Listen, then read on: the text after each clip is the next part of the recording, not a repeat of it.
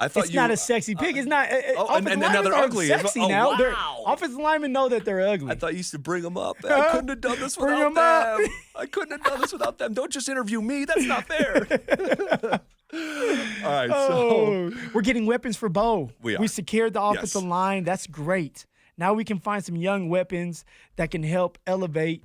I don't want to say elevate Bo, but hopefully Bo can elevate them and they work together and we can have a great year next year. and I can just tell you, and look, I'm not saying this to a sob story and make it Get about the violins out. make it about like sports talk show hosts who have like a fun job when there's like this isn't real work.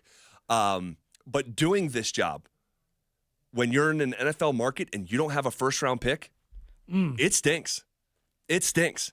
And the Broncos went without their first round pick for years.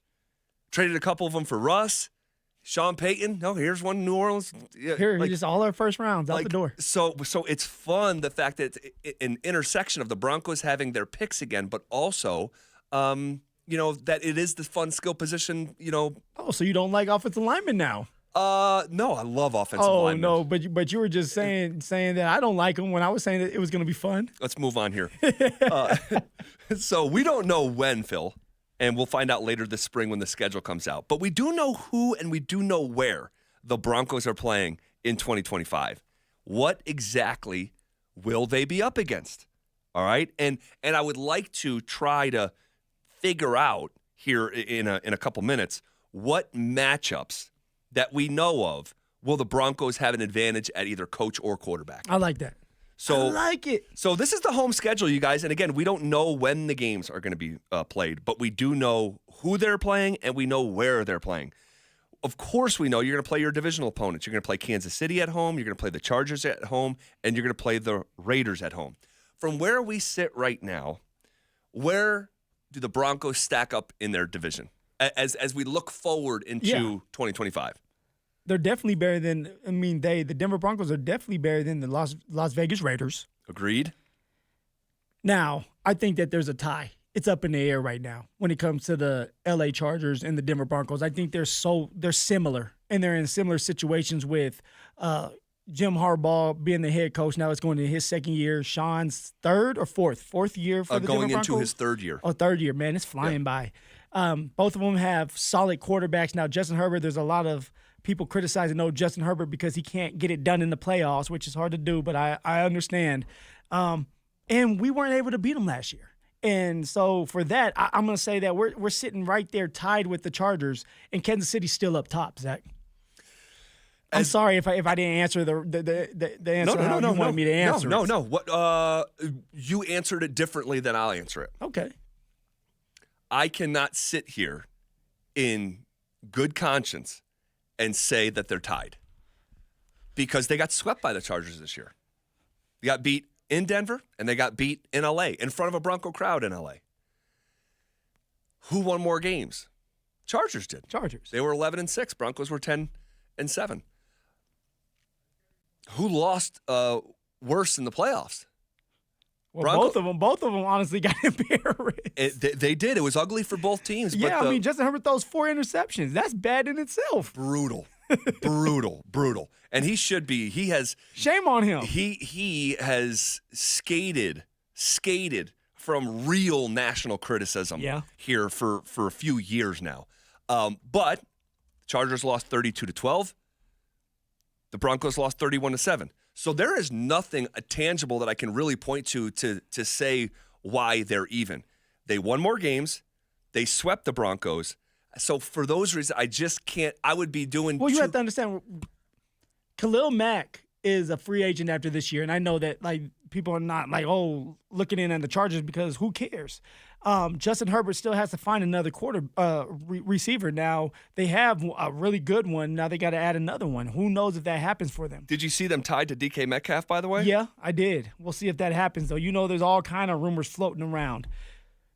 Then you have that situation at the running back position, which Jim Harbaugh is really good with the running backs. Well, J.K. Dobbins is a free agent. Are they going to sign him back? Probably not. Probably not. So now you're in a situation again where you lose your starting running back because you don't want to pay him, and now you're looking like the Denver Broncos trying to find your next running back.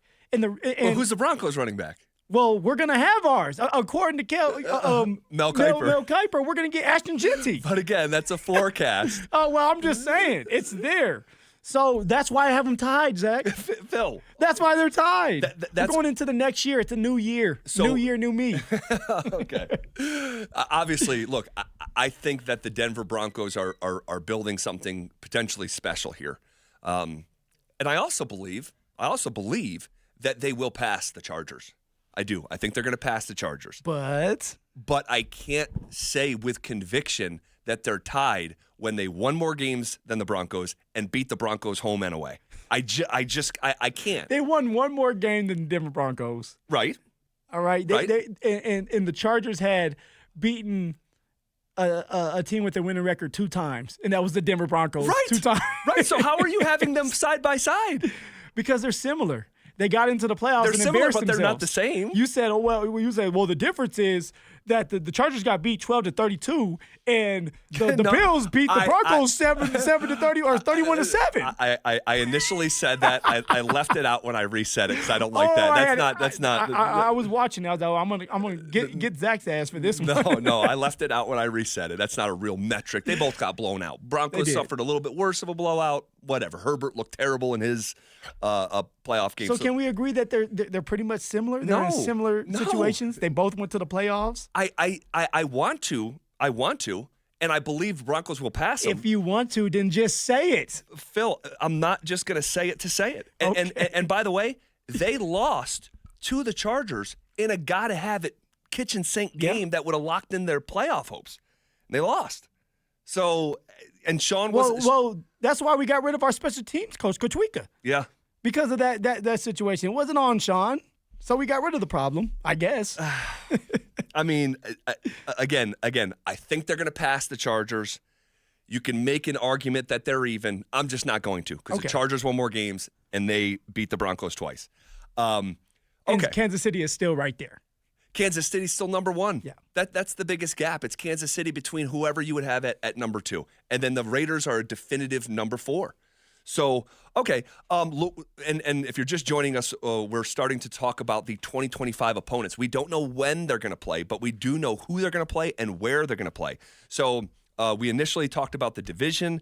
Here is the home games in addition to the Chiefs, Chargers, and Raiders, okay? It's the Cincinnati Bengals. Joe Burrow coming into Denver. Oh, Joe. And we saw what that looked like this past December. It was a shootout. Yes, it was 30-24 in overtime as Sean was playing for that all-elusive tie. Look at you. Don't get me started. No, it's still in my craw, dude. It's still in my craw. The Green Bay Packers are coming to Denver. Another, contending team. Yeah. The Jacksonville Jags are coming to Denver. They're on the up and up. Aren't they going to get Robert Saleh? That's what it's. Well, right now that's what's looking like. I think Robert Saleh is going for another interview Friday. Okay. So take that for what it is. Yeah, we'll keep our eye on that as these coaching vacancies get filled up here. The Tennessee Titans are coming to Denver.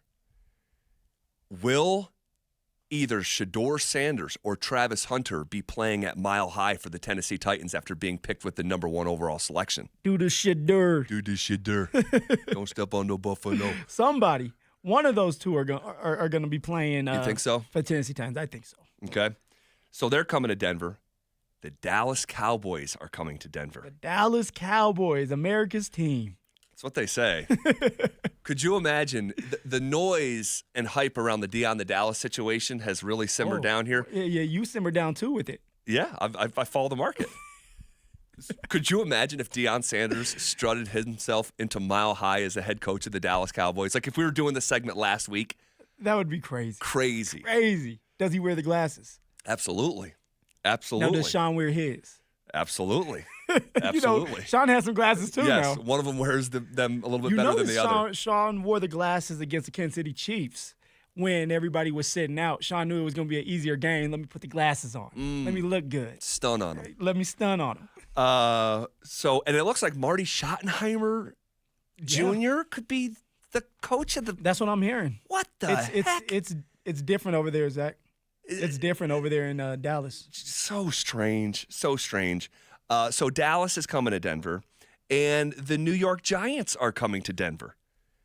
Now, if Tennessee does not select Shedeur Sanders or Travis with the number 1 overall pick, you could see the New York Giants drafting Shedeur. Yeah, it's possible. It's possible if the Browns don't draft Shedeur. Yeah. So, man, no matter what, we might see Shedeur or Travis here next year. Yes, the likelihood is extremely high at this point. It's extremely high that Shedeur Sanders will be starting a game in Denver next year, or Travis Hunter is starting a game in Denver next year. So those are the home games. Kansas City, Chargers, Raiders, right? Your division, Yep. In addition to the Bengals, the Packers, the Jags, the Titans, the Cowboys, and the New York Giants are all coming to Mile High next year. Who presents the biggest challenge? Well, it would have to be I would say the Packers because they're in the playoffs, but it's going to be the Bengals. The Bengals, and we're talking about the home games. Yep. Other than Kansas City. I kind of like, you know what I mean? Sure. Like Kansas City's always going to be our rival and it's Yep. going to be the issue. But other than that, the Bengals, that's a game that you're going to have to watch. T. Higgins probably is not going to be with the Bengals. He's going to probably be with the Denver Broncos. Let's just hope that happens. But Joey B still has his best receiver, Jamar Chase. They have a really good running back. And you have Joe Burrow, one of the best quarterbacks to play the game right now. So you're always going to have that opportunity. If the Bengals are able to get a defense next year, it can be a scary sight for the Cincinnati Bengals. So that's going to be a hard game for us. Yep, I agree with you, Phil. Outside of Kansas City, for like throwing out the divisional opponents, like the newcomers, I guess you'll label them. Cincinnati probably presents the largest challenge, followed by the Green Bay Packers. Yeah, I was going to say the Packers. Now, we handled the Packers in the joint practice this year. Throttled them. And for some reason, the Packers, they find ways to win and they get into the playoffs, but they don't always look all that great, Zach. You know, and I'm not a true believer in Jordan Love right now, even though he has done some great stuff. Like I want to see him do more. Yeah. And maybe I'm just a selfish guy. Down the backstretch of last year, the last 10 games, Yeah. he was a top 3-4 quarterback. He was. And it didn't feel the same this year. And we got an early peek at that in the summertime. When it comes to the road games, the 2025 road games for the Denver Broncos, and again, we don't know when they're playing, but we do know who and where. In addition to Kansas City, Los Angeles Chargers, and Las Vegas Raiders, the Denver Broncos will be heading to the New York Jets, who are going to be a completely revamped operation, the Houston Texans, your former home team, the Indianapolis Colts. Once again, The Broncos will travel to another one of your former teams. maybe Jonathan Taylor can give us another surprise. yes. I'll talk to him, see if he can Yeah. put that on the script. Yeah. Then you have a game in Philadelphia, Pennsylvania against the Eagles. Hopefully not in December, man. You don't want to go play Philadelphia in December when it's cold and they start to kind of get on track. Yep. And then the final road game of the year is a matchup between Bo Nix and Jaden Daniels and the Washington Commanders. That's right there. Everybody pencil that in. Put 10 stars around it. That one right there is going to be the game of the year. Game of the year? Yeah, if things go right for Bo sure. Nix and the Denver Broncos and the Commanders continue to do what they're doing like they did this year. Yeah. That can be a really good game. Yeah, man. you know what? I guess Two young quarterbacks. Yeah. Battling. And maybe one of them had just played in the Super Bowl. Uh-oh. Jaden Daniels. One of the NFC representatives is hosting Denver because either the Eagles or Commanders have to win that game, right? Yeah. So one of them is going to the Super You're Bowl. right. And you're going to both of them. So it's one of these things where however it plays out, but the Commanders win that football game. This weekend, Jaden Daniels and that football team are going to be the darling of the sport. So maybe you're right. When you first said it, when you're like, that could be the game of the year, I'm like, but like, given more thought, Yeah. you may be right. You know, and it has, and the only way it could be the game of the year, Zach, is if Bo Nix handles business, Jaden Daniels handles business next year. All right, it can't just be a one-off this year and then next year you fall off. Right. And people say, well, C.J. Stroud, but C.J. Stroud still did enough to get his team into the playoffs, and honestly could have beat the Kansas City Chiefs if things would have went their way early. So it's something where it's like, I want it to be the game of the year. I want Bo Nix to have to play in that big game and show the world that he is the top dog. So we have a argument, not us, but just in general, the media can have an argument like the Josh and Lamar kind of arguments. Now you want to have that Bo and Jaden Daniels because they're in the same draft class. Yeah. That's what you want. Yep. No, healthy competition. I like it, man. I like it. The winner and runner-up of Offensive Rookie of the Year going head-to-head in their second year. So that'll be another road game. So to recap, the 2025 road games for the Denver Broncos, it's the Chiefs, it's the Chargers, it's the Raiders. In addition to the division, it's the New York Jets, the Houston Texans, the Indianapolis Colts, the Philadelphia Eagles, and the Washington Commanders. Who presents the largest challenge from the road slate? Ooh, the largest challenge. And, you know, every year it takes on its own identity. I'm asking you in January. Yeah, I want to say the biggest challenge is going to be the Philadelphia Eagles. I just like, they're a tough team. They have a great offense. Defense is ran by Vic Fangio. I'm pretty sure he's coming back. They're aggressive. Jalen Hurts, let's see what he can do next year. You think he's really banged up, may have hurt his knee really bad. Who knows? Yeah.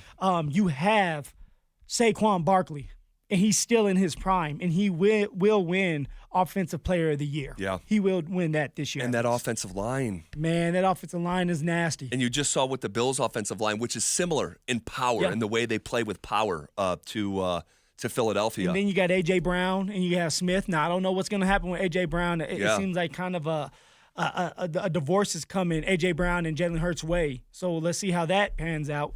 But overall, the Eagles are well put together, and that's why they have a chance to go to the Super Bowl and win it this year if things go their way. So your answer is Philly. Oh, it's Philly. Ultimately, I think I agree with you. Where they go, fly, Eagles, fly. Fly. It's Philly. Yeah. Did you see the mayor yesterday tried to do the chant? She didn't. She spelled Eagles wrong. they spell it out. Yeah. You spell it wrong. I'm like, you're the mayor. You kind of got to get that right. So let's try to identify, Phil, which matchups right now from what we're forecasting moving forward here, and we reserve the right to change our opinion with new information. Okay, but where do the Broncos, and we'll start with the home games, do they have an advantage at coach or quarterback? Let's do quarterback first. Let's do quarterback first. Kansas City at home. They don't have that advantage. Let's be real. Andy Reid, Patrick Mahomes, the two tandems, the duo is just crazy. All right, and that's something that we hope Sean Payton and Bo Nix can get to at some point in their career, but they're not messing with them right now. No, agreed. What about Justin Herbert? That's an interesting one because Jim Harbaugh has done a good job with quarterbacks in general. Justin Herbert had a great year, He did. Other than the playoffs. 23 touchdowns and 3 interceptions, least picks in the league. You know what?